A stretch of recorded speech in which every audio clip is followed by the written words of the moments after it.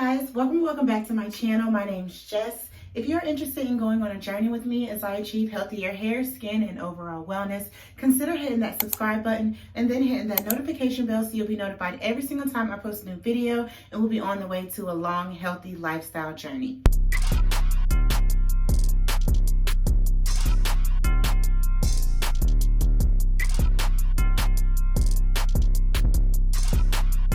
Okay guys, so today I'm going to be doing a wash and go with some products that I've used many times on this channel. I'm going to be using the Texture ID styling cream along with the WETLINE extreme gel, but that is not really the purpose of this video.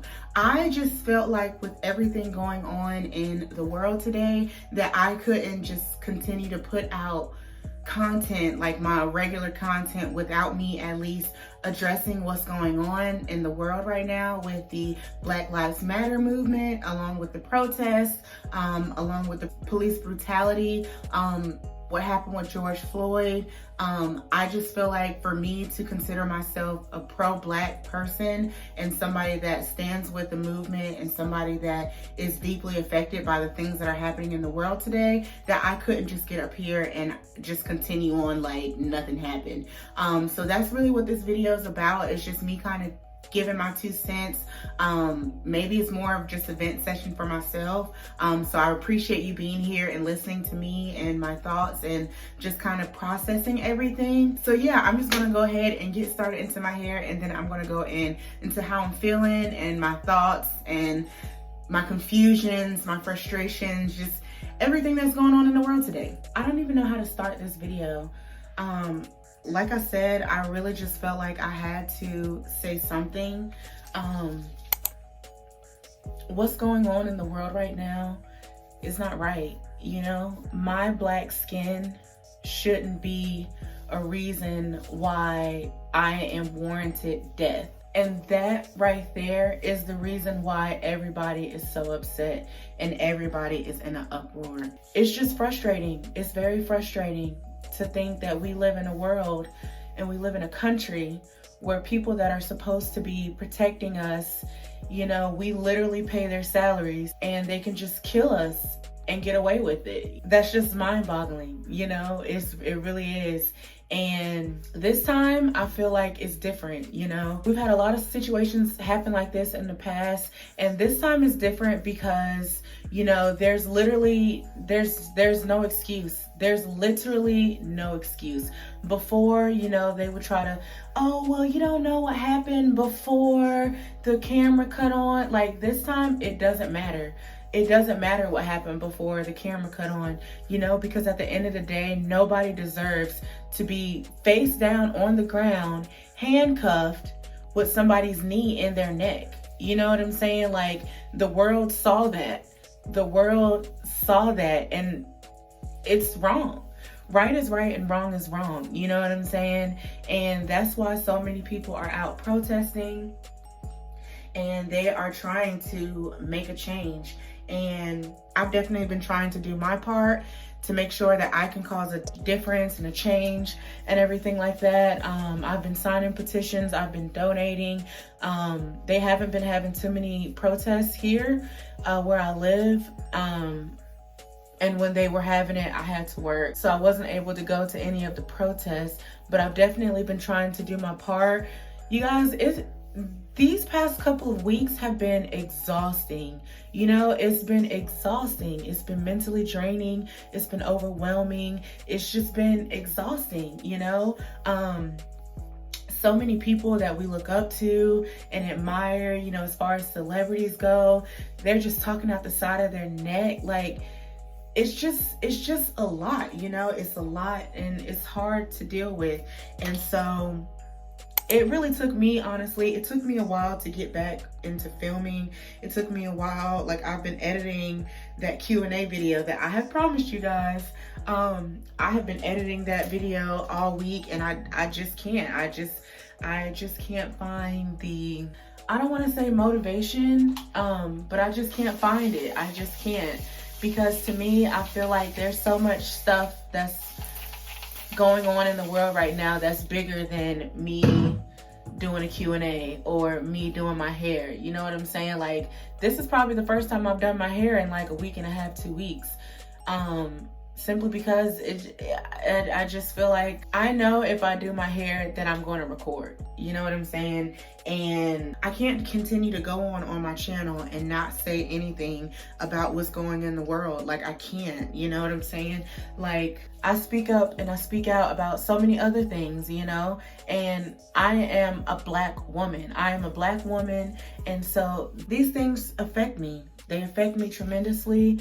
And because it's very traumatizing seeing people that look like you being murdered in the street in broad daylight like an animal. You know what I'm saying? And the fact that if it wasn't for these recordings and stuff like that, they would get away with it. It's very exhausting. You know what I'm saying? George Floyd could have been my dad. He could have been my brother. He could have been my boyfriend. You know, he could have been my husband. He could have been an uncle, a cousin, you know what I'm saying? And it's just very disheartening to think that like my dad can go out into the world, somebody think he's using a fake $20 bill, whether he was or not, you know what I'm saying? We'll never know because he's dead. You know what I'm saying? Like, it's just really crazy to think that cops have the power to be the judge, the executioner, the jury, all of that. And in America, you're supposed to be innocent until proven guilty. And Black people are guilty until proven innocent. And it's not right. It's not right. You know, you guys, and I know I'm like all over the place, but you know, as far as like with our emotions, you know, as a Black person, that's how it is, you know, like you get frustrated because you still have to continue on your life and go to work like nothing happened, or, you know, or work for your white companies, and you know, which there's nothing wrong with that, but you know, it's very frustrating when you have, you know, a job where you have a lot of white coworkers that don't understand, or they're talking about it and it's like they're looking to you to explain things to them, and it's like sometimes you don't want to talk about it with people that you don't feel like might necessarily fully understand, or they're not going to understand your anger or your frustrations, or you know what I'm saying? Like, it's very hard, you know. And then you get sad because this keeps happening, and then you're happy because, you know, people are finally standing up and they're taking a stand against police brutality, and they're trying to, you know, fix the system. But then then you get overwhelmed with all the stuff that's going on, and it's like you want to sign every petition, you want to donate to every cause, you want to be at every protest, but at the same time you also want to try to have some normalcy in your life. And it's hard to balance all of that. Like, I want to be the next Angela Davis, you know what I'm saying? But also too, I know I have bills I have to pay. I don't want to be homeless, you know? So it's just like, it's just a battle, a constant battle of emotions. Everything isn't negative that's going on, you know what I'm saying? It sucks big time that a man had to lose his life for all of this to like spark everything that's going on. But you know, Black businesses right now are in the forefront, and if you have a Black business, you need to be promoting the heck out of it, and you need to be making sure that your customer service and everything is on point, because people always have that stigma with Black businesses that it's not going to be as what's the word I'm looking for, you know, the customer service isn't going to be that great or anything like that. So you need to step up and show the world that Black businesses are ran just as good, if not better, than these white businesses. You know what I'm saying? Also, it's very nice to see all these companies and stuff like that stand up and speak out, you know, especially these hair companies and everything. And you know, I don't want to be super negative about everything that's going on, you know, and so I do want to kind of leave this on a positive note. If you are a white ally, you know, use your voice. Use your voice, because our voice is not being heard. We need white people to stand with us and to help us push this movement forward, because Black lives do matter. Also, if you are Black, educate yourself on what's going on in your community. think about spending your dollar on Black businesses and, you know, trying to shop Black to help get that dollar back into our community so we can rebuild our community. Because waiting on the government right now, clearly that's not the fastest option. The fastest option right now is to continue to put our Black dollar back into Black businesses so we can help uplift our community. You know, donate to these nonprofits that are helping, you know, urban Black kids and stuff like that. Like I said, if you can, try to shop Black, small Black businesses. Continue to sign petitions, continue to donate to the cause, you know what I'm saying? If you are a protester, you feel like that's where your calling is, go out and protest. If you feel like, you know what I'm saying, creating content is your calling and that's the way that you can help move the movement forward, do that. There's so many different things as Black people that we can do to help push the movement forward without necessarily going out into the streets and rioting. The biggest one for real though is our buying power. Black people spend a lot of money. For us to be, you know, in the lower class or whatever, we spend a lot of money.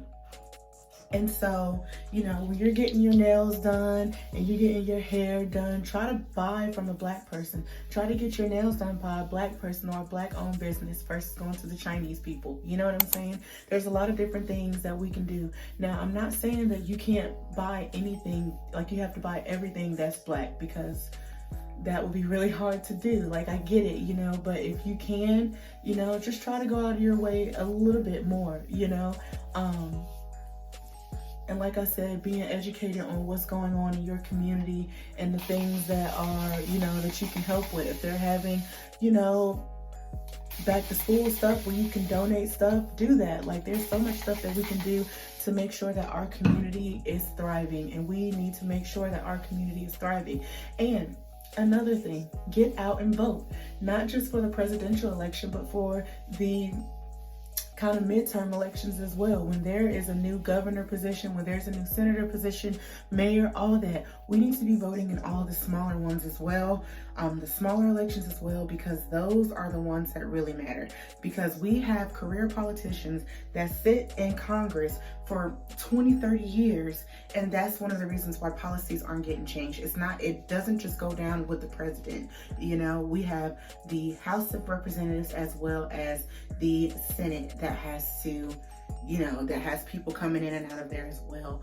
So there's a lot of different things that we can do as a people, you know, stand together.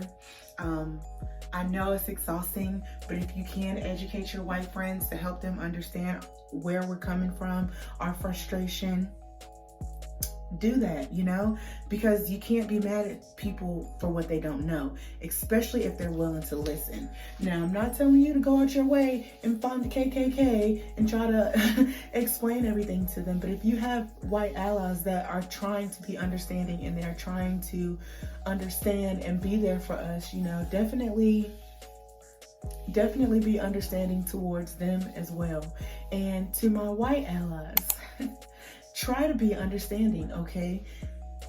Sometimes your input isn't necessary, okay? Because I'm not saying you specifically are an oppressor, but white people have oppressed Black people for a very long time, okay? And the oppressor cannot tell the oppressed how to react and how to act in certain situations, okay? I understand you're probably thinking, oh, the looting and the rioting, I don't understand. It's not for you to understand, okay? Stand with us, because if you're more upset about people looting and rioting than somebody getting killed in the middle of the street in broad daylight, what does that tell you about yourself?